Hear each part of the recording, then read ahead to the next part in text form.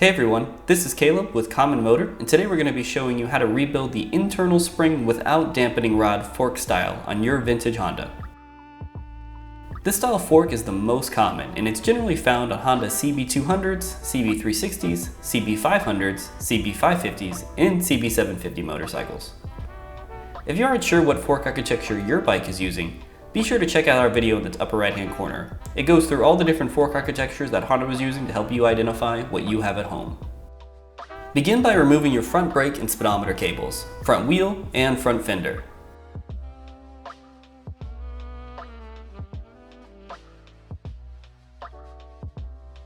If your motorcycle uses a hydraulic brake system, disconnect the caliper swing arm and leave the caliper connected to the brake system on the motorcycle. Loosen the upper and lower triple tree bolts to free up your forks. Once loosened, you should be able to pull the forks from the triple trees. The forks can often be a bit rusty since the fork covers and headlight ears will trap water. So a bit of lubrication and some gentle persuasion from a hammer and a wooden dowel can help get things moving.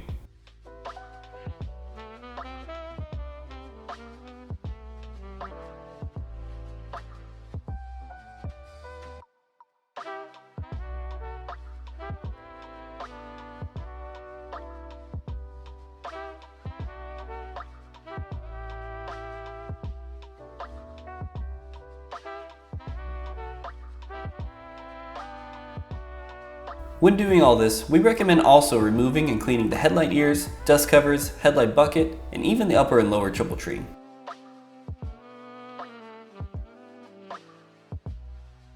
This is the perfect time to convert from the factory ball bearings in your triple tree to a set of tapered roller bearings and fresh grease.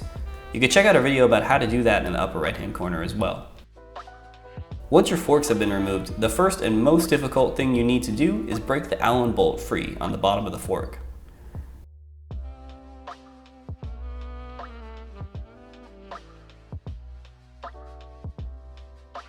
Clamp the fork in the vise horizontally with pieces of wood to protect it.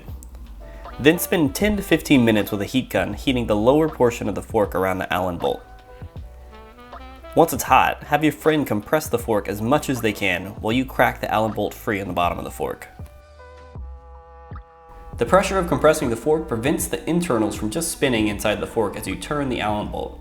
Having an Allen key socket on a ratchet or a breaker bar makes this way easier. If you're using a standard Allen key, slide a small length of pipe over it to get more leverage. Some motorcycles use a chrome shroud as a dust cover, similar to this one on the CB200, and it must be removed to access the fork seals.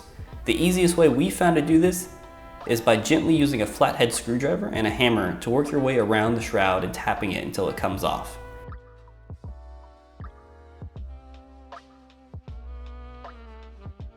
There should be a notch where you can easily start this process.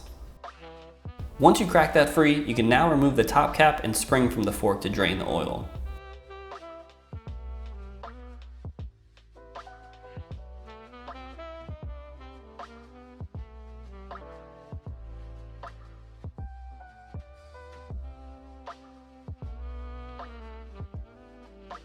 Finish unscrewing the Allen bolt from the bottom of the fork and don't forget the copper sealing washer. It often gets stuck against the fork.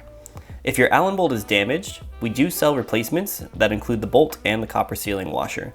Now this bolt is a highly specialized size head and cannot be switched out with a standard Allen bolt. Once the Allen bolt's removed, you can remove the fork tube and internal dampener.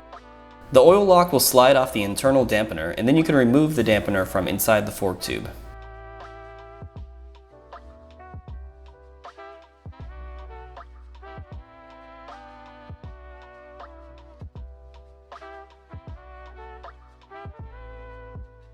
Now that you're at the seal, use a pair of snap ring pliers to remove the snap ring that holds the fork seal in place. Then, using a flathead screwdriver or a seal puller, remove your old fork seal. Be careful doing this. You want to pry in the inner edge, that way you don't gouge the fork tube aluminum body.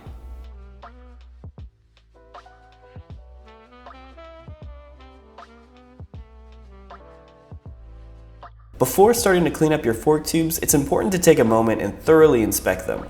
For your new seal to function properly on your forks, Your fork tubes need to be free of pitting and heavy wear on the chrome outer fork surface that moves in and out of the fork seal.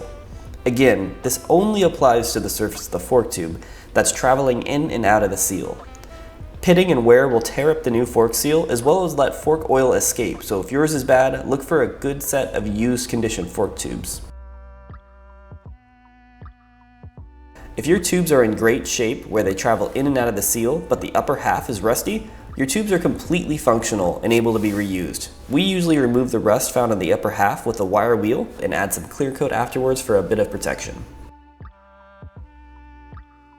Now that you're fully disassembled, spend time cleaning all your components before starting the reassembly process.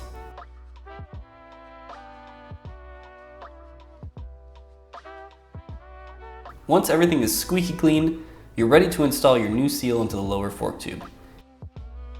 We offer two different seals over here at Common Motor, the Easy brand install seals and the standard seal. The Easy install brand seals are great because they can simply be pushed into place. Be sure that the open side of the seal faces down and you place the included aluminum washer on top of it. These seals are supposed to float in the fork body and will expand when the fork is compressed and under load. Press your seals into just beneath the groove, place the aluminum washer on top, and reinstall the snap ring. That's it. Our standard seals need to be driven into place just like the Honda OEM seals. To drive your seal into the lower fork body, you'll need either a tube, pipe, or large socket close to the size of the outer diameter of the fork seal. Be sure that the size of the driver you're using to drive the seal in is slightly smaller than the outer diameter. If it's too small, you'll risk damaging the inner seal surface, and too large, and you'll run into the outer fork housing. Slowly tap the standard fork seal into place with your driver. Be careful to not drive the seal any further than the snap ring groove. You know you're done when the snap ring groove is right above the seal on all sides. When the seal is successfully installed, reinstall the snap ring.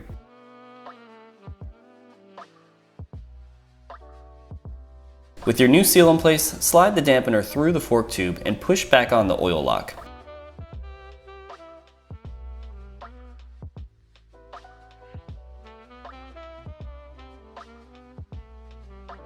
Apply a small amount of oil to the seal and the fork tube and then slide the whole assembly back into the lower fork leg.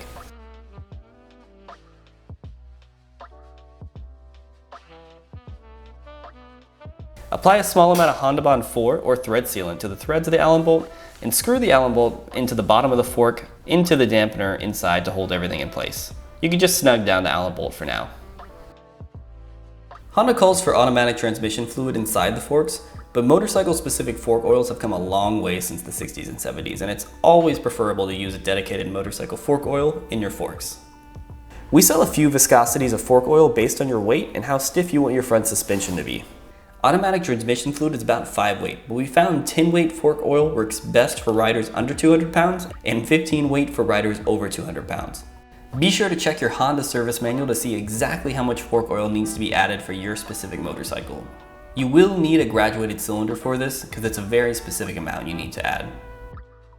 If your springs are missing or in need of a replacement, we offer fork springs made by Icon that will improve the ride of your motorcycle over worn stock springs.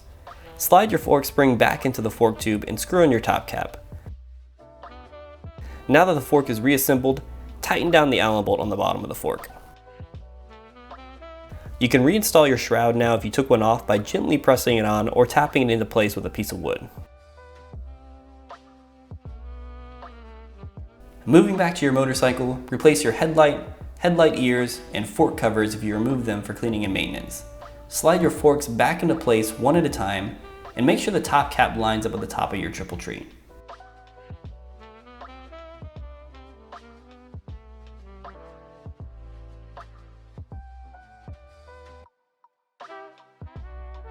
Snug down your upper and lower triple tree bolts to hold the forks in place.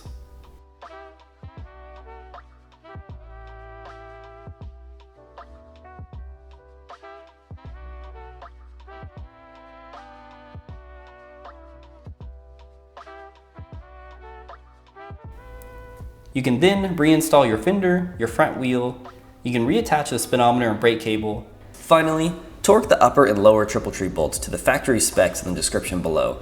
The upper triple trees have a tendency to crack when over-torqued even just a little bit, so be sure to follow the specified torque value. Now when you're putting your axle holders on, they're actually directional and need to face a very specific way. There's sometimes an arrow pointing to the side that will face the front of your motorcycle, but if not, the taller side of the holder will face the front. Be sure to torque the nuts starting with the front nuts first and the back nuts on the holder second. Torque specs are in the description as well. The last thing to do is to go enjoy your freshly rebuilt front suspension.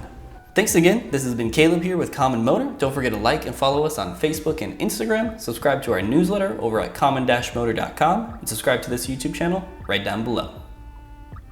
See ya.